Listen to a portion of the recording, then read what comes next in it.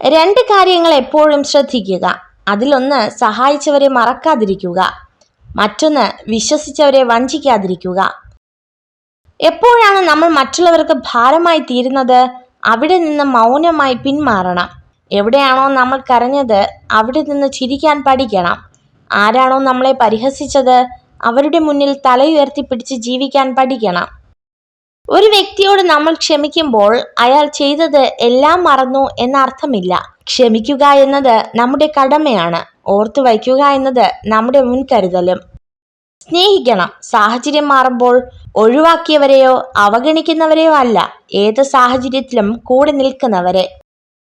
സംസാരം എന്നത് ബന്ധങ്ങളുടെ ഹൃദയസ്പന്ദനമാണ്. എപ്പോൾ അത് ഇല്ലാതാകുന്നുവോ അപ്പോൾ മുതൽ ബന്ധങ്ങളുടെ ശക്തിയും കുറയുന്നു. സ്വന്തം ആവശ്യങ്ങൾക്ക് വേണ്ടി മാത്രം സ്നേഹിക്കുന്നവരെ തിരിച്ചറിയാൻ കഴിയാതെ പോയാൽ അത് തന്നെയാണ് ജീവിതത്തിലെ ഏറ്റവും വലിയ പരാജയം. വിശ്വാസത്തിന്റെ അടുപ്പവും ബഹുമാനത്തിന്റെ അകലവുമാണ് നല്ല ബന്ധങ്ങളെ നിലനിർത്തുന്നത്.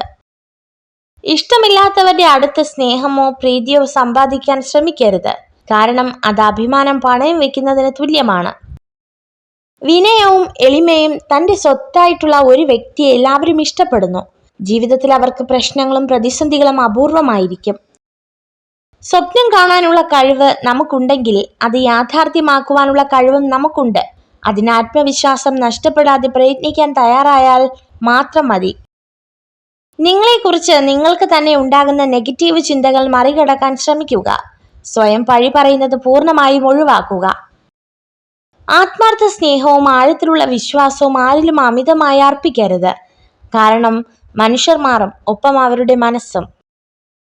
ഒരു കാർമേഘവും ഒരുപാട് കാലം നിലനിന്നിട്ടില്ല. ഒന്നെങ്കിൽ പെയ്തൊഴിയും, അല്ലെങ്കിൽ സ്വയം ഇല്ലാതാകും. നമ്മുടെ പ്രശ്നങ്ങളുടെ കാലാവധിയും ഇത്രയേ ഉള്ളൂ. നിങ്ങൾക്ക് എതിർപ്പുകൾ കൂടുന്നുവെങ്കിൽ അത് വെറുപ്പിന്റെ ലക്ഷണമല്ല, അത് നിങ്ങളുടെ വളർച്ചയുടെ ലക്ഷണമാണ്. സ്നേഹിക്കുന്ന സ്ത്രീയോട് നിങ്ങളുടെ വരുമാനവും ഭാവി പദ്ധതികളും തുറന്നു പറയരുത്. പഠിച്ചതെല്ലാം ഓർത്തു വയ്ക്കാനായാൽ പരീക്ഷയിൽ വിജയിക്കാനാകും. അനുഭവിച്ചത് പലതും മറക്കാനായാൽ ജീവിതത്തിൽ വിജയിക്കാനാകും. നിങ്ങൾ ഈ വീഡിയോ കണ്ടതിന് നന്ദി. ഇതുപോലുള്ള കൂടുതൽ വീഡിയോകൾക്കായി ചാനൽ സബ്സ്ക്രൈബ് ചെയ്യൂ.